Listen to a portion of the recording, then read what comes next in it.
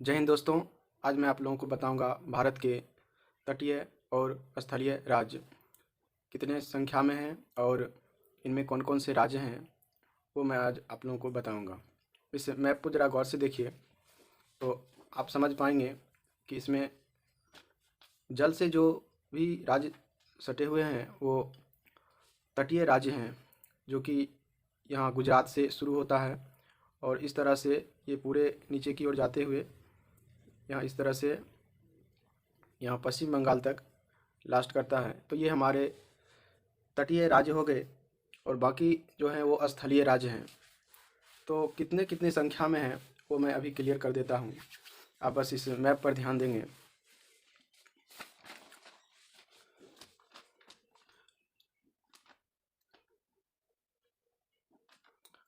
भारत की तटीय राज्य और स्थलीय राज्य।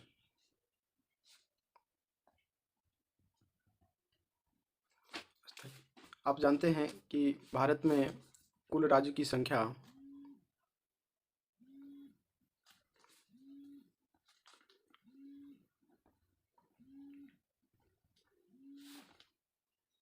28 हैं। इनमें से कितने स्थलीय हैं और कितने तटीय राज्य हैं वो आज मैं आप लोगों को क्लियर कर दूंगा। 15,200 किलोमीटर स्थलीय सीमा है और 6100 किलोमीटर तटीय सीमा है, अर्थात कुल भारत की सीमा इतना है 21,300 किलोमीटर। अब मैं आप लोगों को बताऊंगा कि ये कौन कौन से तटीय राज्य हैं, वो मैं यहाँ से क्लियर कर पाऊंगा। इस मैप को ज़रा गौर से देखिए। ये जो क्षेत्र है ये गुजरात का क्षेत्र है, ये गुजरात है और ये इस तरह से यहाँ से शुरू होता है और यहाँ से होते हुए यहाँ पहुँच जाता है। तो इस क्षेत्र को क्या कहते हैं, इसे काठियावाड़ तट कहते हैं। उसके बाद दूसरा जो तट है ये यहाँ से शुरू होता है और ये क्षेत्र तो आपको पता ही होगा, ये गुजरात है और ये महाराष्ट्र, और ये है छोटा सा है गोवा। ये दोनों को मिलाकर इसे कोंकण तट या सह्याद्री तट कहते हैं। मैं लिख देता हूँ कोंकण, और ये हो गया काठियावाड़ तट। गोवा भी इसी में चलाता है, ये छोटा सा राज्य गोवा है। उसके बाद यहाँ से जो सीमा शुरू होती है कर्नाटक का, ये कर्नाटक राज्य है। ये कर्नाटक राज्य किनारी बोलते हैं इसे। ये क्षेत्र आपका केरल का है, केरल को मालाबार तट बोलते हैं। आपको पता होगा जब मानसून पहले आती है तो इसी तट से टकराती है, मालाबार तट से, इसके बाद आगे बढ़ती जाती है। तो अभी हम सिर्फ तट के बारे में जानेंगे। तो इधर से गुजरात काठियावाड़ तट, महाराष्ट्र प्लस गोवा कोंकण तट, कर्नाटक किनारी तट, केरल मालाबार तट। उसके बाद ध्यान देंगे इस तरफ से, तो इस तरफ से जो पूर्वी घाट है इसका नाम नदियों के नाम से तट बनाया गया है। तो पहले हम नदी को जान लेते हैं, उसके बाद ये क्लियर हो पाएगा। तो देखिए, एक नदी जो कर्नाटक से निकलती है और इधर बंगाल की खाड़ी में गिर जाती है, ये कावेरी नदी है। ये ब्रह्मगिरी से निकलती है, कर्नाटक के ब्रह्मगिरी पहाड़ से कावेरी नदी निकलती है और बंगाल की खाड़ी में गिर जाती है। उसके बाद कृष्णा नदी महाबलेश्वर महाराष्ट्र से निकलती है और ये बंगाल की खाड़ी में गिर जाती है, ये है कृष्णा नदी। उसके बाद मध्य प्रदेश और छत्तीसगढ़ के बॉर्डर पर एक पर्वत है जिसका नाम है अमरकंटक। यहाँ से एक नदी निकलती है जिसका नाम है महानदी, जो आप लोग पता होगा उड़ीसा में है। ये यहाँ से गिर जाती है बंगाल की खाड़ी में। और एक और नदी है जो बंगाल में बहती है, इसे गंगा की दूसरी शाखा माना जाता है, इसे हुगली नदी कहते हैं। तो ये बंगाल की खाड़ी में इस तरह से ये गिर जाती है। तो ये हुगली हो गई, ये महानदी, ये कृष्णा और ये कावेरी। इन्हीं नदियों को आधार मानकर इनके तटों को निर्धारित किया गया है। तो ये जो कावेरी और कृष्णा के बीच की जो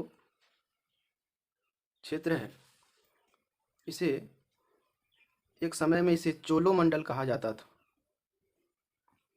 अब इसे कोरोमंडल कहा जाता है। चोलोमंडल उस समय में यहाँ पर चोल शासन चलता था, इसलिए इसे चोलोमंडल उस समय कहते थे। नया नाम अब बदल दिया गया है, अब इसे कोरोमंडल कहा जाता है। अब कृष्णा नदी से और महानदी के बीच का जो क्षेत्र है, इसे उत्तरी सरकार तट कहते हैं, उत्तरी सरकार तट। और इसके बाद जो महानदी के बाद और जो हुगली जो नदी है, इसके बीच का जो मैदानी भाग है, जो तट है, इसे उत्कल तट कहते हैं। वैसे उड़ीसा का एक नाम उत्कल भी है, इसे उत्कल तट कहते हैं। तो आप तट के बारे में जान ही लिए हैं। एक तरफ से काठियावाड़ तट, कोंकण तट, किनारी तट, मालाबार तट। और इस तरफ से ध्यान देंगे तो इस तरफ से कावेरी और कृष्णा के बीच कोरोमंडल तट, कृष्णा और महानदी के बीच उत्तरी सरकार तट, और महानदी से हुगली के बीच उत्कल तट है। नदियों के आप उद्गम स्थल भी याद रखें। ये ब्रह्मगिरी पहाड़ से निकलती है कावेरी, कृष्णा महाबलेश्वर की पहाड़ से, और महानदी अमरकंटक। और ये तो गंगा की एक शाखा है। तो आप यहाँ पर ध्यान दें कि ये जो तट हमने लिखे हैं, तट तो क्लियर हो ही गए हैं। अब इसमें जो राज्य आ रहे हैं उन्हें भी आप देख लें। गुजरात, महाराष्ट्र, गोवा को नहीं भूलिएगा, ये देखने में छोटा है किंतु ये राज्य में गिनती आता है। गुजरात, महाराष्ट्र, गोवा, कर्नाटक और ये राज्य केरल है। तो इस साइड में यानी पश्चिमी साइड में 5 राज्य आते हैं, देख लें। गुजरात, महाराष्ट्र, गोवा, कर्नाटक और केरल। और इस साइड में ये तमिलनाडु है, ये आंध्र प्रदेश, ये उड़ीसा और ये बंगाल। तो बंगाल, उड़ीसा, आंध्र प्रदेश और तमिलनाडु, इस तरफ से 4 राज्य और इस तरफ से 5 राज्य। तो ये 9 राज्य जो हैं, ये राज्य जल सीमा से जुड़े हुए हैं, इसलिए इसे तटीय राज्य कहते हैं। तो देखिए, तटीय राज्य में कुल 9 राज्य हैं और बाकी स्थलीय हो गए। आप 28 में से 9 को हटा लें तो बाकी सारे आपको मिल जाएंगे।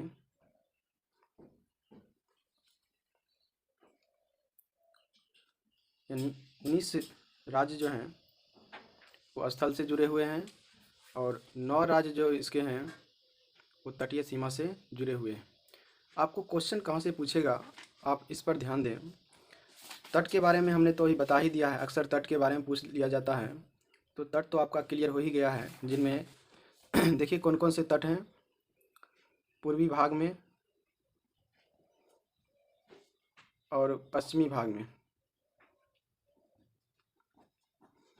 तो पूर्वी भाग में पश्चिमी कोई पहले लिख लेते हैं। गुजरात का वो तट, काठियावाड़ तट, कोंकण तट, महाराष्ट्र और गोवा आता है इसमें, किनारी तट कर्नाटक और मालाबार तट केरल का। इस तरफ से 4 आ गए और इस तरफ से देखेंगे तो इसमें से 2-2 राज्य टच होते हैं। तो सबसे पहला है इसका चोलोमंडल या कोरोमंडल कहिए।